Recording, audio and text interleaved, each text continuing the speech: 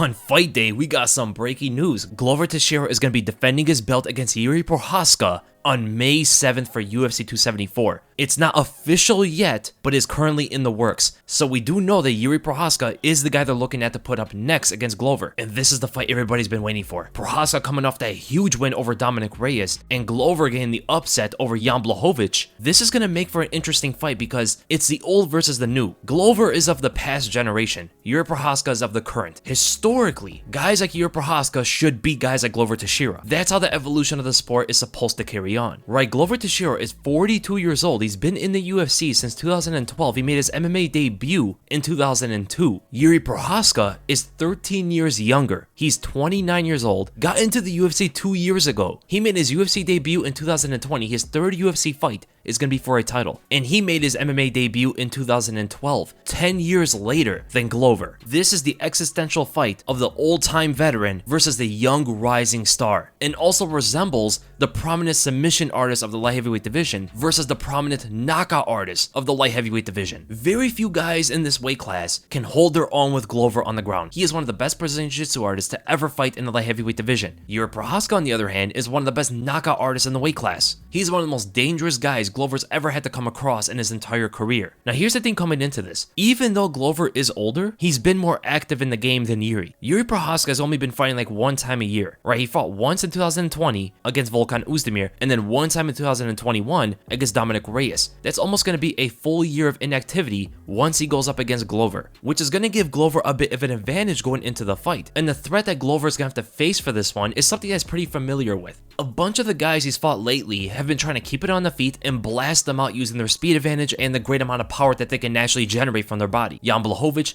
Thiago Santos, Anthony Smith, Nikita Krylov, Ian Cutelaba, Carl Robertson, all of these guys, the entire win streak that Glover's been on, every single one of them have tried to do the same thing that Jiri is going to try to do as well. And every single time he's been victorious, submitting 4 of those 6 fighters and knocking out one of them. But there's a difference with Jiri Prochazka here. He's way more unpredictable than any of those guys. Most of those guys that Glover fought, they somewhat try to stay fundamental. You never know what Prochazka's going to throw at you. Glover might be looking to pressure with his jab. He gets a bit close and somehow, some way, he eats Prochazka's heel to the chin. He has an abundance of different kind of offensive techniques. He's a lot better offensively than he is defensively. He's excellent with his elbows in close range, and from far range, his 1-2 combination is on point. He's extremely powerful and big for the weight class. If he connects on Glover's chin, just like the same with a bunch of Glover's previous opponents, Glover can go out with a single shot. I would say that Jiri might be more powerful than everybody else Glover has fought in the last 3 years. And Jiri is not going to back up the way Jan Blachowicz did, right? Jan was giving up a lot of space for Glover to control, and that ultimately gave Glover 2 different options to go to, using his boxing or using his wrestling. For Jiri Prochazka,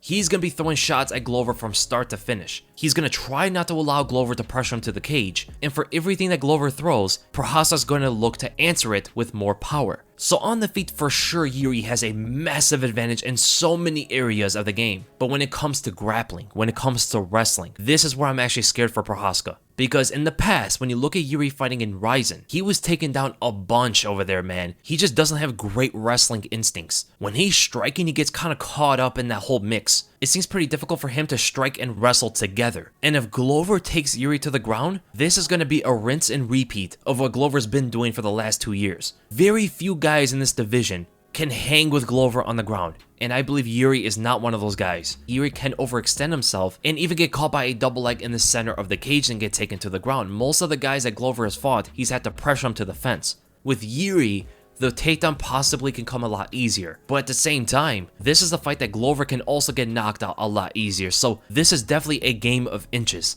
The first guy to make the big mistake pretty much can lose here. It's more of a sudden loss if Glover makes a mistake because one shot can put him out unconscious, whereas if Jiri makes a mistake, he at least gets a fighting chance to get back to his feet. So this is an interesting fight, man. The more I think about it, the more I analyze it in my head, the more excited I am about it. So May 7th is going to be interesting.